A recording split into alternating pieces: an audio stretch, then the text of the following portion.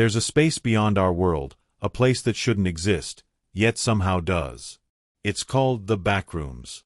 Some say it's a glitch in reality, a place where you slip through the cracks of existence and find yourself in an endless, sterile maze of decaying yellow walls, the stench of damp carpet, and the distant hum of flickering fluorescent lights.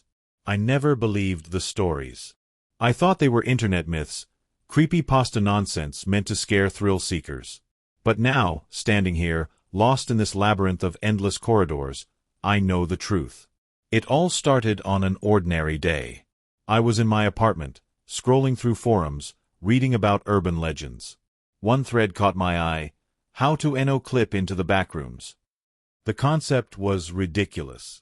Supposedly, if you walked through the right place at the wrong time, reality would break, and you'd fall into a dimension of endless, empty rooms. A user claimed that abandoned buildings were hotspots for no-clipping. The curiosity got the best of me. I had always been drawn to the unknown, and deep down, I wanted to prove the myth wrong. So I did something reckless. I grabbed my flashlight, my phone, and a backpack with a water bottle and some snacks, just in case. I drove to an old, decrepit office complex on the outskirts of town. The building had been abandoned for years, windows shattered, walls covered in graffiti. As I stepped inside, a strange feeling settled in my gut. The air was thick with dust, and the silence was absolute, save for the occasional creak of settling wood. I wandered through the darkened halls, my footsteps echoing in the emptiness. I tapped the walls, half laughing at the absurdity of it all. I was about to leave when I felt it, a shift beneath my feet, as if the ground had become unstable. Then, I fell. It wasn't a normal fall. One moment, I was in the office building, and the next, I was somewhere else entirely. When I opened my eyes, I was surrounded by yellow walls. Stained, peeling, endless yellow walls. The floor was covered in damp, mushy carpet that released an awful, musty smell with every step I took.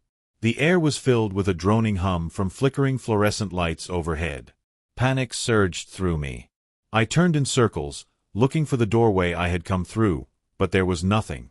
Just hallway after hallway, stretching endlessly in all directions. I pulled out my phone. No signal. The time was frozen at 3:33 p.m. The battery indicator flickered, then turned into a series of glitched symbols before the screen shut off completely. "Hello," I called out. My voice barely carried, swallowed by the stale air. There was no response. I forced myself to take deep breaths. Panicking wouldn't help. I had to find an exit, figure out where I was. I picked a direction and started walking. The walls and corridors all looked the same, yet somehow I felt as if I was going deeper, as if the backrooms were shifting around me, adjusting to my presence. After what felt like hours, I spotted something different, a dark stain on the carpet. It was wet, glistening under the buzzing lights. My stomach turned as I got closer. It was a footprint. A single, human footprint. Someone had been here before. That's when I heard it. A noise. Not the droning hum of the lights, but something else, something moving. A shuffling sound echoed through the corridors. Slow, heavy, inconsistent. I froze, my breath caught in my throat. Then, a whisper. It was faint, distorted, like a voice stretched too thin across an impossible distance. I couldn't make out words, but the tone was unmistakable, hungry. The walls seemed to close in, the ceiling pressing down. I knew instinctively that I wasn't alone. Something was here with me, watching. I turned and ran. I sprinted through hallway after hallway, taking sharp turns, trying to lose whatever was following me. My lungs burned, my legs screamed for rest, but I couldn't stop, not when the whispers were growing louder. Then, I saw it. A figure, just around the corner, peeking at me. Its body was stretched and distorted, skin the color of wet concrete, eyes hollow pits of endless black. It twitched as if struggling to hold itself together. I stumbled backward, my body moving before my brain could process the terror. Then, it moved. Not walked, moved. 1 second it was far away. The next, it was closer. Too close. I turned and ran faster than I ever had before. The hallways blurred together, my mind screaming in fear. I took a sharp turn and slammed into a wall. No, not a wall. A door. I hadn't seen one until now, and I didn't question it. I grabbed the handle and yanked it open, throwing myself inside. The door slammed shut behind me. The whispers stopped. The humming lights flickered and stabilized. I gasped for breath, pressing my back against the wall. My hands were trembling, my heartbeat a violent drum in my chest. This room was different. The walls weren't yellow but a sickly green. The air was colder, thick with an odd metallic scent. The carpet was gone, replaced with smooth, black tiles. I wasn't safe. I had only gone deeper. And the backrooms weren't done with me yet. The door behind me had vanished. I pressed my hands against the cold, smooth wall where it had just been, my breath coming in ragged gasps. There was no seam, no handle, nothing. It was as if the doorway had never existed. I was trapped. Again. The room around me was different from the endless yellow corridors I had fled. The sickly green walls pulsed faintly, as though they were alive. The black tile floor reflected the dim overhead lights, stretching my shadow in unnatural directions. The air was heavier here, thick with something metallic, something wrong. Then I heard it. Not the whispers. Not the static hum of fluorescent lights. A deep, low clicking sound. I turned slowly, my muscles stiff with fear. The room extended into a long, dark hallway, vanishing into an abyss of blackness. The clicking sound came from deep within, irregular and distant, but growing louder. Something was coming. Every instinct screamed at me to run, but where? There were no doors, no breaks in the walls. I was boxed in.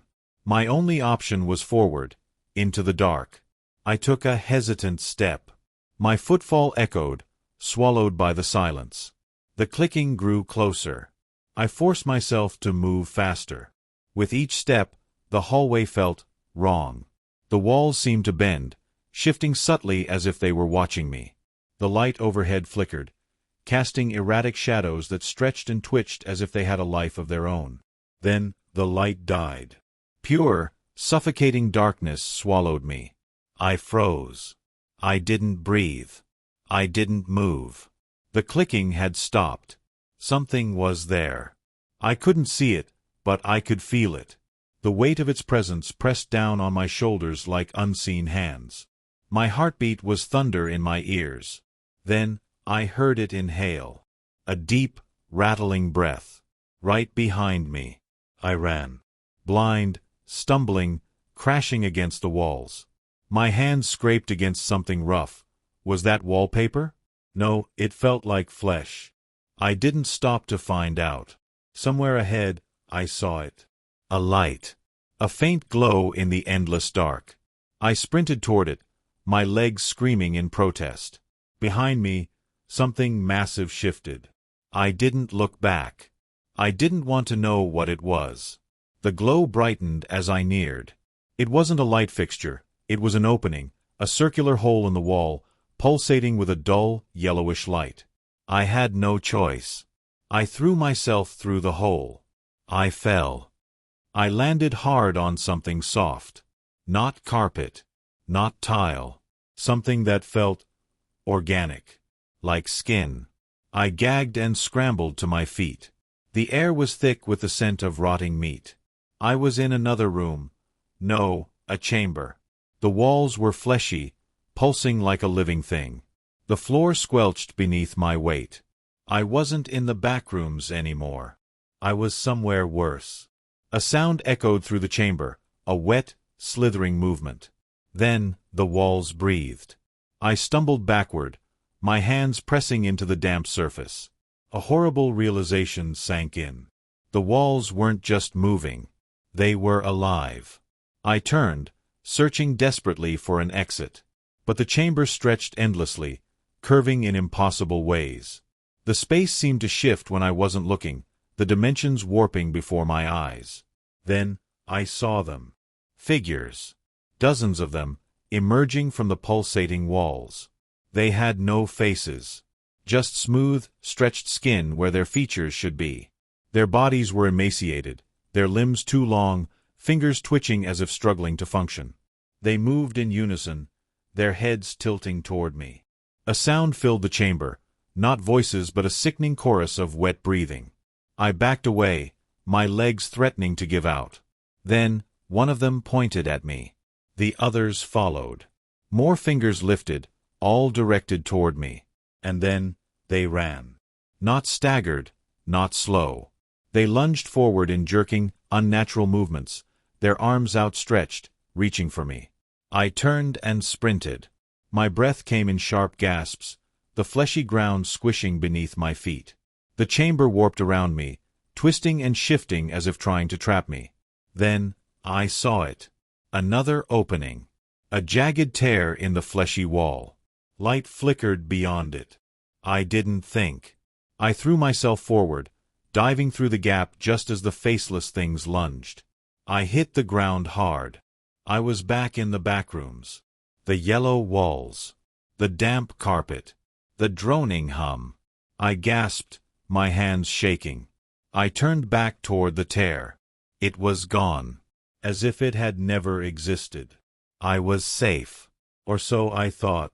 Because when I looked down, I saw something clinging to my arm. A small, fleshy tendril. It was moving. And then, it burrowed beneath my skin. I stared in horror at my arm. The tendril, pale, fleshy, and writhing, had burrowed beneath my skin. My veins darkened, branching out in jagged, unnatural patterns.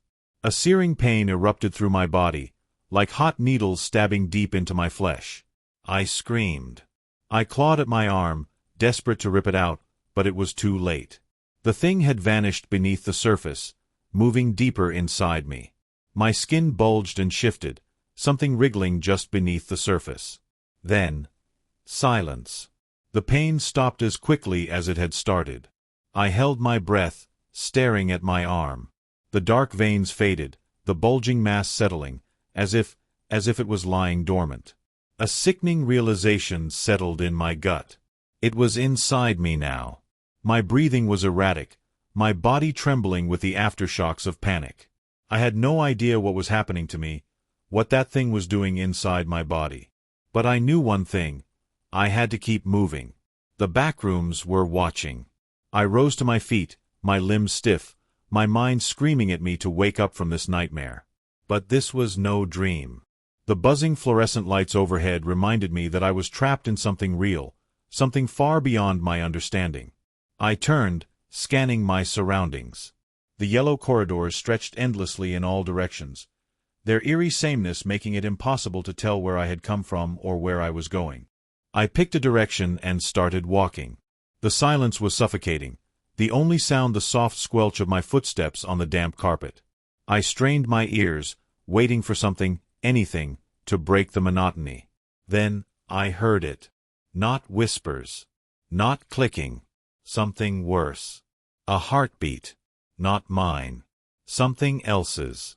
It pulsed through the walls, slow and heavy, like the sound of a distant war drum. The walls themselves seemed to throb in time with it, as if the backrooms were alive, breathing with this unseen entity. Then I realized. It was coming from inside me. I staggered back, gripping my chest. The heartbeat wasn't in the walls. It was in me. The tendril, the infection, whatever it was, had done something to me. I clenched my teeth, trying to steady my breath. Panic wouldn't help. I had to keep going, find a way out before this thing inside me took control. I pushed forward, my steps quickening. The heartbeat remained, a constant reminder that I was no longer alone in my own body. Then, something shifted. The walls. They weren't solid anymore. They were moving.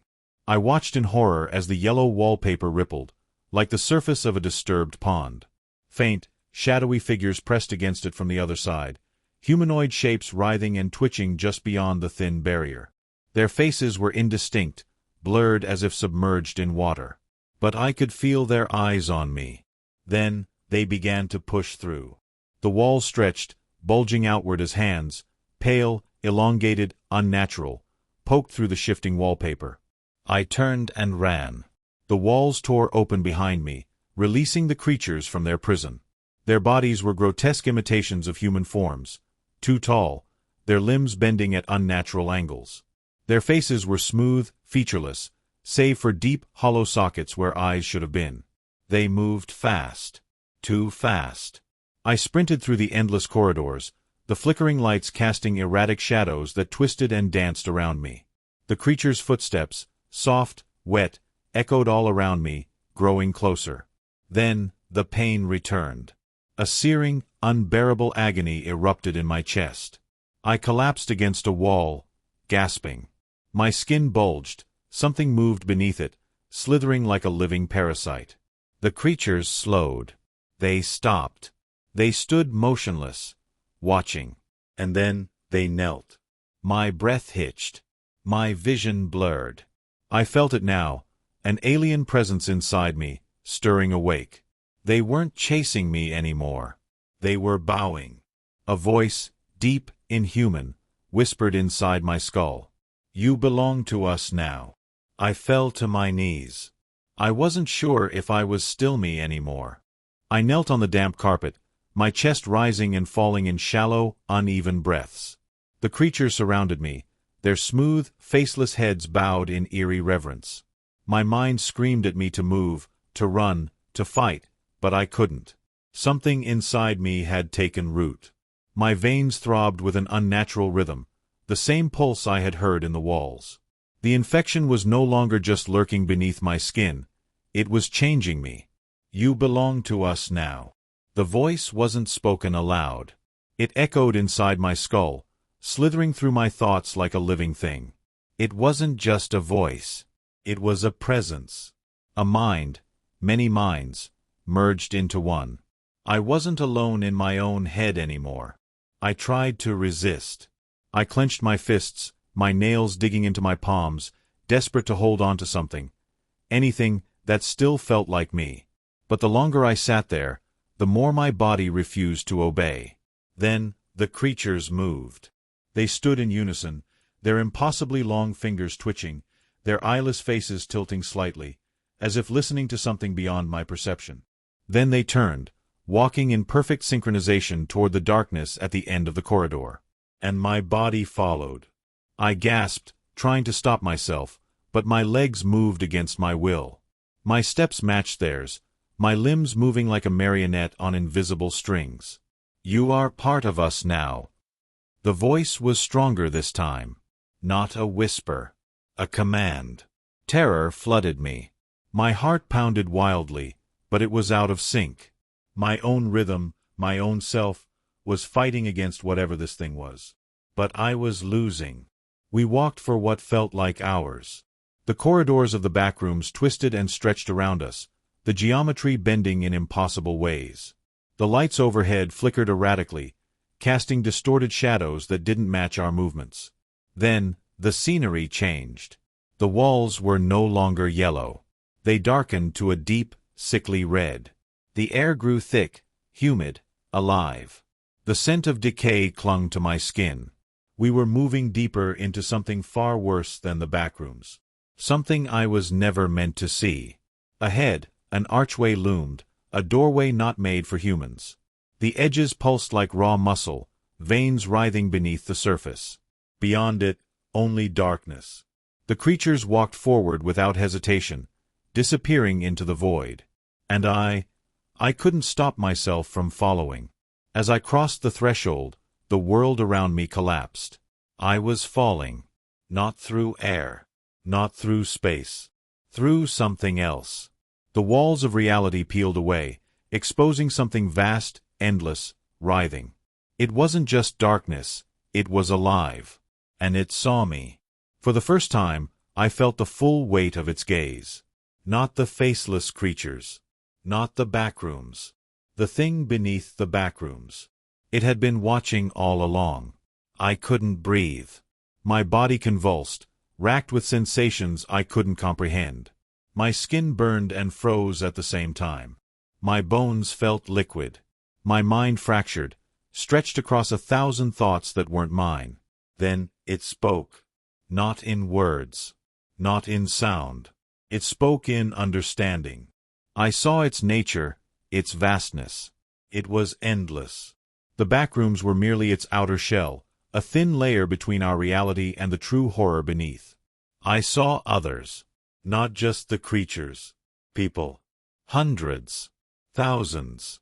Lost souls who had wandered too deep, their identities stripped away, absorbed into the vast, pulsing mind that controlled this place. And I felt it reaching for me, pulling me in. I tried to scream, but my voice was gone. My name, my past, myself. It was all fading. The last thing I heard before the darkness swallowed me completely was the voice, whispering its final truth.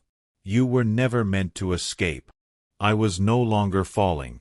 I was sinking. The darkness around me pulsed, thick and suffocating. It wasn't empty. It was alive. It slithered over my skin, pressed into my mind, pulling me deeper into its vast, unknowable depths. I had no body, no voice. I barely had thoughts anymore. I was dissolving. Memories unraveled like loose threads, floating away into the endless abyss. My childhood, my home, my name, all fading. I was becoming part of it.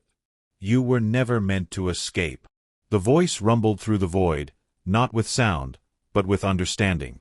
I saw flashes of others who had come before me. Wanderers.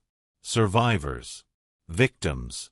They had all fallen too deep, lost in the infinite maze of the backrooms, only to end up here. And now I was one of them. But something resisted. Deep inside me, something small, asterisk but strong, asterisk fought against the pull. It wasn't fear. It wasn't hope. It was defiance. The infection inside me, the thing that had burrowed into my flesh, that had twisted my body and mind, it had changed me. But it hadn't erased me. I could feel it now, writhing in my veins, pulsing in time with the vast intelligence that ruled this place. But it wasn't in control. I was. A spark ignited within me, a sensation I had almost forgotten, willpower. I latched onto it, held it tight, and forced my mind to focus. I am still here. The darkness shuddered. The void around me rippled. I felt it hesitate. For the first time, the thing beneath the backrooms, the thing that had consumed so many before me, felt fear. It had never encountered resistance. Never faced something that refused to break. And I refused. I pushed.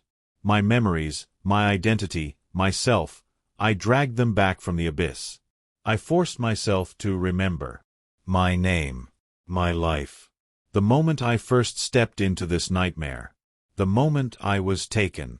The void tore apart. Light, blinding, searing, real, erupted around me. And I was falling again. I hit the ground hard. Carpet. Stale. Damp. Yellow. I gasped, my lungs heaving, my chest burning as air filled them once more. I could feel my body again. My arms. My legs. My heartbeat. I was back. Back in the backrooms. The infinite corridors stretched around me, buzzing lights flickering overhead. But something was different. I wasn't the same person who had stumbled into this place. The infection was still inside me. I could feel it, coiled in my veins like a sleeping serpent. But it was mine now. I was no longer just a wanderer. I had returned from the depths. And I had brought something back with me. Far away, in the endless maze, I heard them. The faceless creatures. The ones who had chased me. Bowed to me. They knew. And they were afraid. For the first time, they were the ones running. A slow, eerie smile crept across my face.